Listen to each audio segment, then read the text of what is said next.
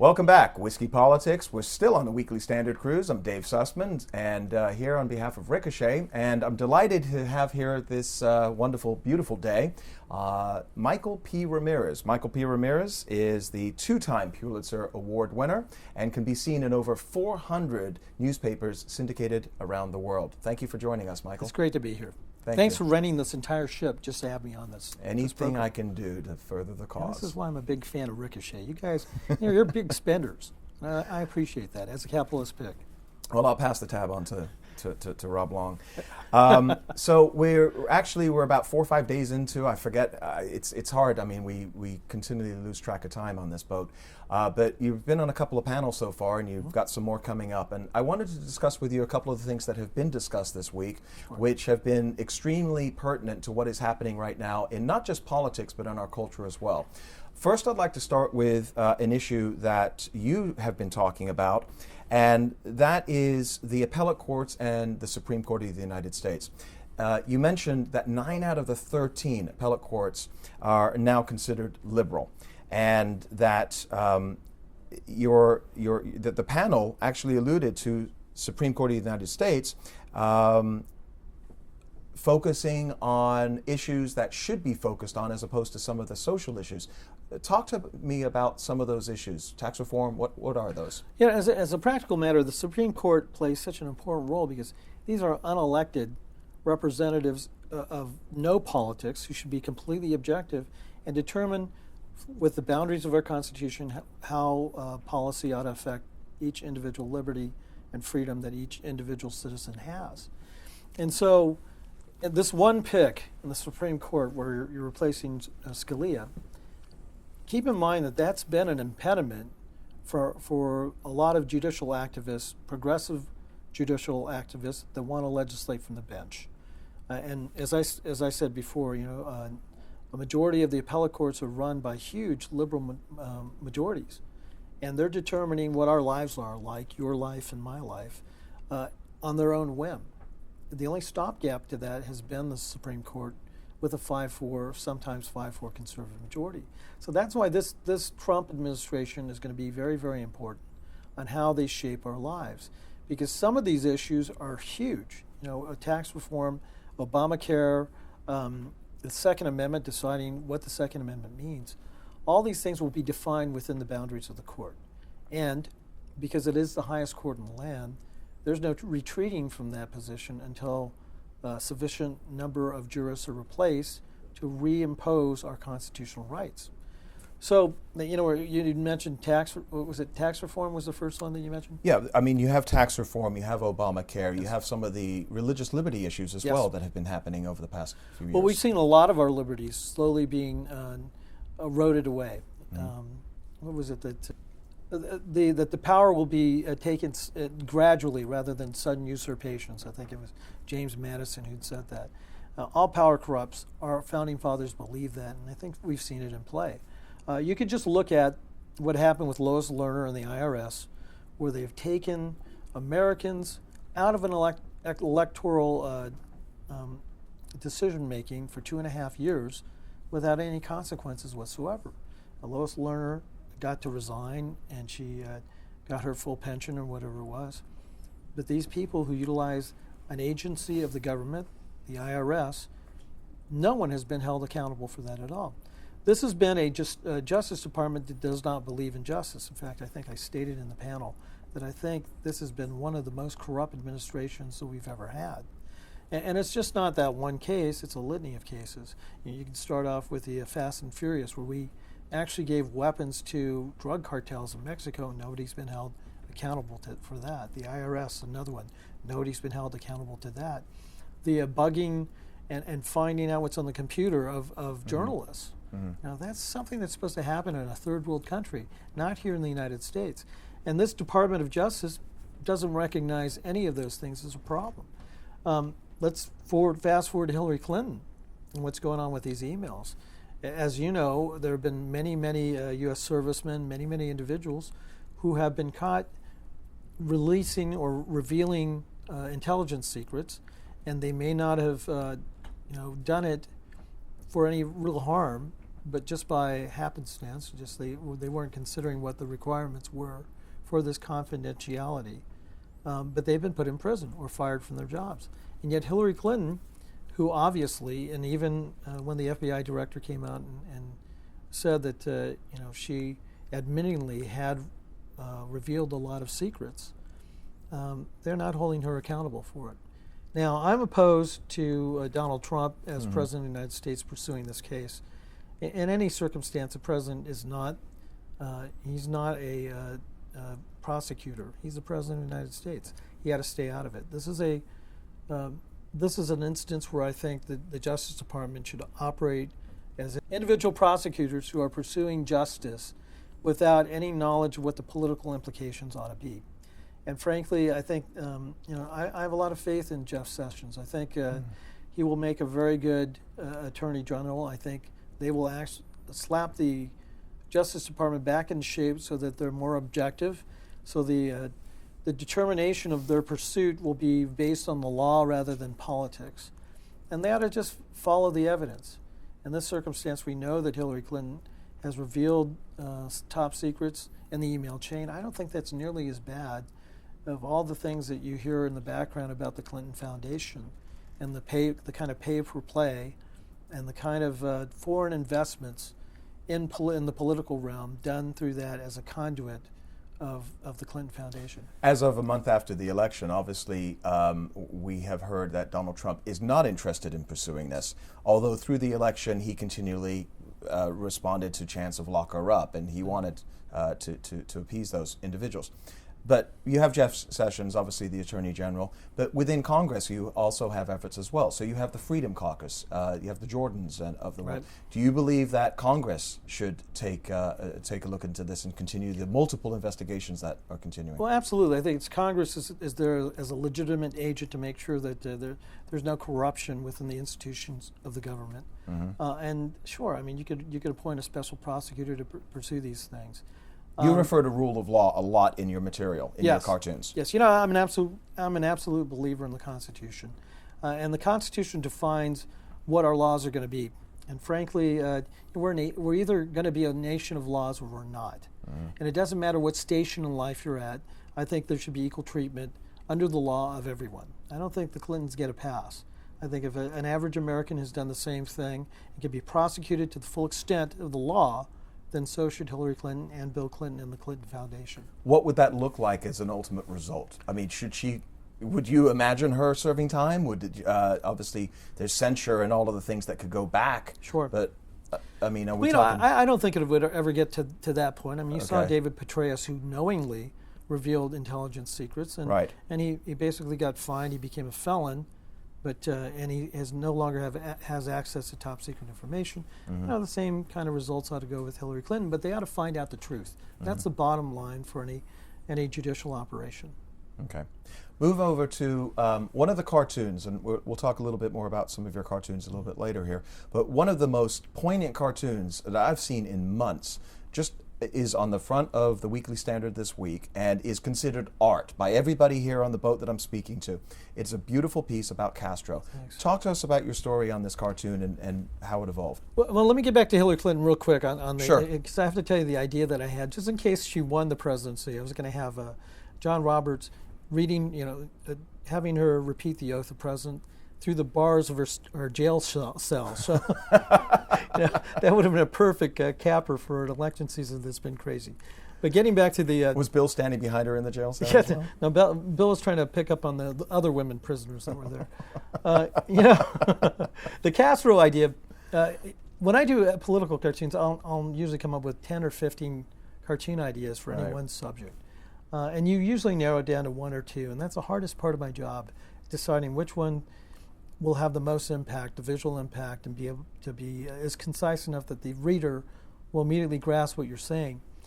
And when Castro died, Richard Starr, who does the Weekly Standard, the editor of the Weekly Standard, called me up and asked me if I had any Castro ideas. And I said, well, I've already done one, which was I did this Cohiba cigar, but it said Castro instead of Cohiba, which has been put out. And in the ashes, there are little human skulls to show the atrocities related to this tyrannical regime. But the other idea I had was I had Death with a giant sickle, and then Fidel with a giant hammer, the hammer and the sickle, walking into the distance, and Death is saying, "Welcome home." And the blood is dripping off the hammer, and it is dripping all the way back along the trail. There's a story behind all this, because while people eagerly want to open up business with the Cuban regime, I think it's a bad idea. They're at the point prior to what Obama did, where it was so dysfunctional and the economy was so bad that the regime may have collapsed under its own weight.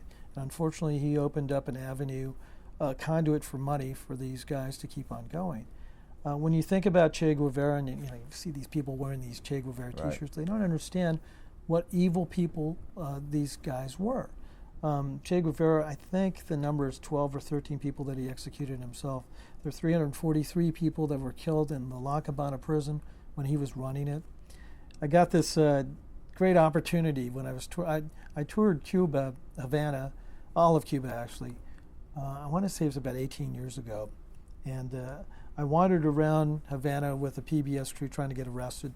I got to interview the Interior Minister of Cuba, who happened to be the guy during the Elian Gonzalez deal, who came out on nightly television. Little boy from Florida back in the early 90s. That's right. He came out every night in television proclaiming how sadistic America was, that they wanted to steal the children away from Cuba, when in fact we're trying to attain freedom and liberty for this child. But I got to interview him, and I talked to the writers at Grandma, which is a national newspaper in Cuba, and some of the cartoonists, because my last name's Ramirez. They actually knew of my work, and I have a lot of fans from Cuba, which was really hard to believe, but it was kind of fun to find that out. But those guys have to go through political committees, in addition to their editors, to get things in Grandma. And the political cartoonists can't even draw anything that resembles Fidel Castro or Che Guevara. So I was asking the Interior Minister, I asked him about the Brothers in Arms flight that was shot down in international airspace, the incident where the people were trying to escape Cuba in a tugboat, and the Cuban Navy had found them. They towed them out of viewing range and hosed them down. 28 men, women, and children that drowned in that incident. About the political prisoners and all the things that, Cuba's piled up all these offenses against humanity. And clearly he was uncomfortable in answering any of the questions, and he refused to answer them. So I finally said, well, let me ask you one last question. And they kind of zoomed the camera into his face, and I said, in America we believe that a country that can't make fun of its leaders is usually a country that's imprisoned by its leaders. So what's your favorite Fidel Castro joke? And the guy's face went white, and little beads of sweat started gathering on his forehead, and he sat there in silence for about 40 seconds, which is an eternity on television. Right. And he finally said, I don't know one, but I'll tell you one later. But, it's fairly obvious what a horrible, sadistic regime this is. I toured Cuba. I got to have debates with my Cuban handler as I was going through Cuba, debates about capitalism and freedom versus tyranny and communism. And they don't have good answers. And this is why Cuba, when you think about it, we're the only people that embargo them. So they have an avenue, economic venue from all other countries in the world. And so they like to blame the United States for their poor economy and the poverty of their people. But it's directly related to a tyrannical regime that wants to fill its own pockets. The money that's coming into Cuba from all over the world, and obviously soon America as well. I mean, there's probably going to be a Trump casino there in the next 10 years. Right. They're going to turn this thing into Disneyland. Yes. I would assume. Yes. Corporate America and around the world. What do you foresee for the people of Cuba? You've been there, you know the people. Well, I think they're people that are striving for freedom. They're limited in having the voice of liberty because it's a tyrannical regime that will lock them up. And, while I'm a big free market capitalist, I think absolutely having economic ties helps move them toward freedom in most instances. In China, it didn't work at all. I mean, they've gotten some liberties and freedom, but it remains a communist force. It's just such a huge global economic It's almost a communist-capitalist hybrid now there. Right. For a select few. But unfortunately, I don't think it's having much impact on the communists that run China. And you're seeing Hong Kong moved backwards because of communism and the Chinese leadership. Since British rule. That's right. Yeah. So, I'm always a defender of freedom and liberty. I've been a constitutional conservative all my life. I think we should be able to decide who our friends are going to be and find out what the impact is going to be of that relationship. If I think this economic ties would help, provide freedom for these people, I think I'd be for it. Mm-hmm. But if it's just going to fuel money for this regime to continue their tyrannical role, then I'm against it. I had this great conversation. We were doing a pirate radio broadcast with I think it's KFI from Los Angeles. Los Angeles, right? Right. With some friends that are hard left-wingers. And we're sitting in our hotel room. It was in the Ambos Mundos Hotel where Hemingway wrote Old Man and the Sea in Havana. And they're telling, they're debating whether we should lift the embargo or whether the Cuban regime is that bad. And so I'm sitting there listening to them and giving them counterpoints to it. And of course, I was outnumbered 2-1. And so when nobody was looking, I reached under the table and I just knocked on the table. And it sounded like a knock at the door. And we're in the middle of a broadcast on KFI, and it just goes to silence because they don't know what to do. And then I turned to him and I said, no, that was me knocking on the table. It wasn't somebody at the door. But if this regime is so good, if you have no problems with them, why don't we just call the Cuban authorities and tell them that we're having a pirate radio broadcast here out of the Ambos Mundos Hotel and see what the consequences are. Now, this is a horrible regime. I'm hoping that, now that Fidel's gone and Raul's there, that they'll start getting more pressure from this new administration in order to get some fair exchange in economic ties, that they start giving liberty and freedom to the people. I think America ought to always be the beacon for liberty around the world. And it is still. Yes. Well, I'd like to shift from one regime to another. Sure. I'd like to talk about California. Oh. Okay. Yeah, that's another communist state, so it's good that we're... Out of all 50 states, there's 4 states after this 2016 election that are completely controlled by Democrats. California, Washington, I believe it's Massachusetts, and Hawaii. Right. So 46 states, Republicans either partially or completely now control. We have in California, and you are obviously a resident of California, in fact, your own county, Orange County, the county of John Wayne, Right. is now a blue county. Yes. Talk to me about the shift in California, which has been contrasted to obviously the shift to more red-leaning states across the country. I can't help but think that immigration has played a role, and I'm not just talking about Hispanic immigration. I'm talking about international immigration has changed the demographics in that state. And we have this unholy trinity in California of public employee unions, politicians, and money. And so the only way to get power in California is to go with the Democratic Party, which runs everything. And so that's pretty much tapped down the Republican Party there, and it's been unfortunate. One of my favorite cartoons that I did in my book was have Albert Einstein, and he's written that famous quote, doing the same thing over and over and expecting different results is insanity, except I've crossed out insanity and put California. And no other state but California would not only resurrect the most liberal politicians, but ancient liberal politicians who have proven track record of dismal failure. And of course we got Jerry Brown. I was about to mention in the panel that I was doing for the Weekly Standard, because Bill had brought up California, California is the perfect model for America. So anything California does, just do the opposite of it, and then you'll be within the framework of the Constitution and actually be doing good instead of the self-destruction cycle that we seem to be going through. One of the things that have been discussed a lot in California politics, and I know those that are watching this may live elsewhere, but it may be coming to a town near you, is the 2 top primary system. And whereas the 2 top vote getters, no matter their party, will go on to the general. And so the GOP in California supported this. Yeah. Have they sown their own demise for generations? I think so. I think it's silly. You only had 2 Democrats to choose from. Right. Right, for Senate. There's Right. no I mean, Republican on especially in general. that state where you're outnumbered 20-1, you're never going to be in the top tier of that. And it undermines the whole idea of what our election process ought to be, which is 2 parties and bringing the best to the voters and letting the voters decide which two are the best. Instead of, three Democrats or the two top Democrats, I don't think it works. The Republicans, it's sad in California, they have an excellent opportunity to just lay it out and say, just look at the 30 years that Democrats have been in power. Do you see anything good coming out of it? Right. And the answer is no. Let's talk about something that's also come up this week, and it's been one of the more interesting discussions because we just came out of an election where in the primary, and quite frankly, if most Americans on the left would have had their true way as opposed to being manipulated by the DNC, we would have had a socialist running for president of the United States. Right. Talk to me about the generational socialism and how that has evolved over the past few decades and how kids today can vote for a Bernie. Right.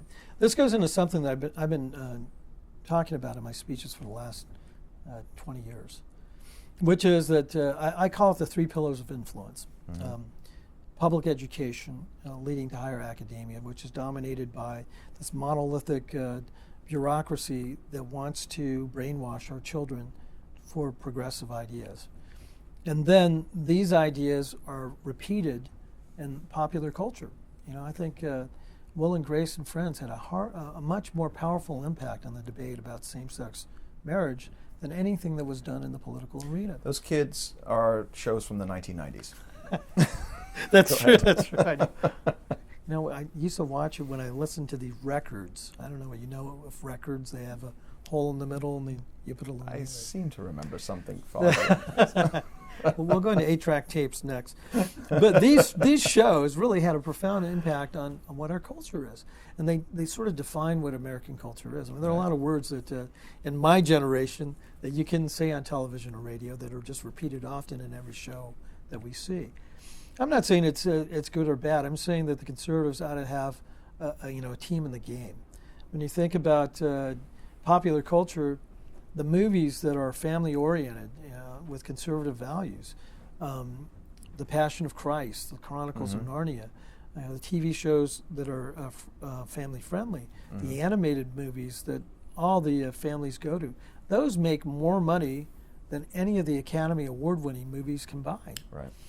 And so conservatives could have a good stake in this in defining what our culture is going to be by investing in these things. The third part of what I called the three pillars of influence is the media. We need an objective media. This media today, and I always joke that the only people that are more incompetent than this administration is the Washington press corps that's covering this administration. They're supposed to be objective referees, but they're not. They validate these progressive ideas that are taught in schools, reinforced in popular culture, and they're validated in the media. Conservatives need to engage in all three levels. Now, I think education's a perfect model for conservatives being able to change things. It needs to go back to the locality. And up to the 6th grade, the United States rules the world in reading and writing comprehension, science, and math. After the 6th grade, we're on the bottom tier of all the industrialized nations in all categories, which means our public education system is failing. And then when you go into higher academia, because the structure of the educational bureaucracy in these universities, they only hire their own. And so they're not having a legitimate debate where, colleges are supposed to be experiments, debating ideas, and rather they're making them into propagandist institutions that deliver people that have degrees in underwater basket weaving and nothing important. And then they complain, well, why can't I get a job? Right. That needs to be reformed. Conservatives, family-oriented people that don't like what they see as American retreats from its constitutional foundation, put your money where your mouth is. If you're an alumni of this university, stop giving them the money. Don't send your kids to those institutions. And demand reform at the grassroots level where education ought to be in your localities. Don't let them teach these revisionist historical ideas. Make them stick to the facts. And that's one good thing the conservatives have over all this debate that's going on. The Democrats have just an emotional debate, but we have a factual argument that I think, because of the power of accuracy and the truth, resonates even more. You're one of the, not to interject, but you're one of the few people that are, and I would say on the conservative side of the aisle, that are able to take that message of logic and fact and make it emotional through your art. Yeah. Would you say that that is needed much, much more on the right? Because the left is all about emotion. It's all about how they feel. Well, David, the reason why the left is trying to end all debates by saying, climate change is a factual thing, there's no argument against it, is because they know they will lose the debate. And that's the circumstance with all these issues of liberty and freedom, what our Constitution is, what the foundation of beliefs in this extraordinary country is. All those things they don't want to debate because they will lose the argument. So they want to clamp down on debate. And we opened up talking about Castro and his regime, and they talk about 97% of the population has literacy. And the reason for that is they want to make sure they understand the orders that are given to them so that they can live in a certain way. We want to have a vigorous debate here in America. That's what makes this democratic republic so strong. I'm a big advocate that you ought to look at both sides of an issue to understand the totality of the issue. And I also am an equal opportunity offender. I don't mind going after Republicans if they stray from what's dictated through our Constitution and the Declaration of Independence. Mm-hmm. I think the great thing about America is that we have been endowed with freedom and liberty, and our government is there just to preserve that. They're not there to try to limit it or give us entitlements and take care of us. Since we've made this transition to this kind of governmental nanny state, we've afforded them the ability to strip our liberties and freedom away. And you've seen that in many circumstances, where if you've got 3 inches of water somewhere on your yard, suddenly it's a wetlands issue instead of, oops, I left my hose on overnight. Right. And the determination of who really has propriety when it comes to owning property rights and our liberties and freedoms, those aren't things that government should be telling us what to do. It's in the Constitution that these are natural law. These are rights that have been endowed upon us. And government's merely there to make sure that these liberties aren't encroached by some bureaucracy. Issues I'd like to talk about in our second section coming up and relate that to some of your cartoons as well, especially the regulatory state and your book and so on. Mm-hmm. Last question, which really pertains as a follow-on to the last one, previous question being that do you think at this stage right now, a month after the election, that the media gets it? No. And part of it, I'm not sure I believe in a broad progressive media conspiracy. But what I do think is a lot of these peoples come from the same schools. They're hired by the same people. They hang out with the same people. And so they all have a very narrow view of the world. And this narrow view of the world forces them to apply their agenda to the news. Right. And I think that's unfortunate. Fortunately, because of new technology, there are many, many other avenues where people can get the truth, like your show. Mm-hmm. That's what I love about what you do. You're exposing people to an alternative to a mainstream media that rather than objectively looks at the news, presents a slanted, progressive view of the world. And that needs to change too. That was a third pillar of information. Right. Conservatives need to engage at that level. They need to fund these kinds of programs.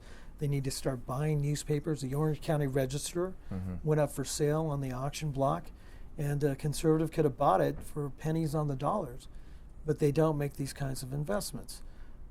These things, I think the New York Times wire, the AP wire, are probably the biggest conduits of news in the country. Right. And both of them present a slanted view of the world. Conservatives need to do something about that. Well, let's see if they can learn from the lessons of 2016, although I'm not it doesn't look very promising right now. I don't think They're so. doubling down. One thing the media does very well is they play a larger role in these elections by picking out the most vulnerable Republican candidate and building them up in the primary system so that they win the primary. That's what they thought they were doing at Right, Trump. and then they would go after Trump and take them down. Right. The only thing they didn't account for was everybody hated Hillary more. Yeah. And when you look at this election, and this kind of a deterioration of support started, in the previous election with Barack Obama. He's the only sitting president who's received less votes than the first time he ran for presidency and still won an election. Mm-hmm. And when you look at those numbers, keep in mind in 4 years you got about 0.8% growth in population. So from the first time he ran against McCain to the second time he ran against Romney, there are actually 10 or 11 million more voters. And yet he got less numbers. I think the first time he got 65 million, the second time he got 63 million. With 11 million more people in the population, he did horribly. So I think because all these things at one point or another reaches us personally, whether it's the government trying to do something to you by taking your taxes away, or by regulatory bodies infringing on your property. They're starting to realize that this government has been a disaster, which is what my book is all about. Right. A 7.5 years expose on. I was going to call it an illustrated guide to impeachment, and I also thought about that book, Conservatives Are from Mars, Liberals Are from Uranus. Fortunately, my publisher talked me out of My that. youngest would have loved that That's title. right. That's right. But it demonstrates how destructive these progressive policies are. Right. And in a democratic republic, you have a duty, you have a responsibility besides voting.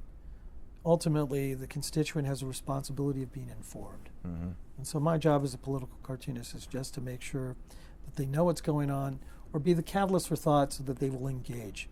Because fundamentally what it comes down to is that this is our government. This president works for us. They are public servants. Mm-hmm. We're not here to do their bidding. It's the opposite. The power lies in the people. And that's just exactly what we want to talk about in the second part of this. So we're looking forward to it. And as they say on stage, we'll be here all week. You are here all week. So we're looking forward to going through some of those cartoons and referring back to some of these subjects. Thank you very much, Michael. Great Appreciate to be your here. time. Thanks. Thank you. Great.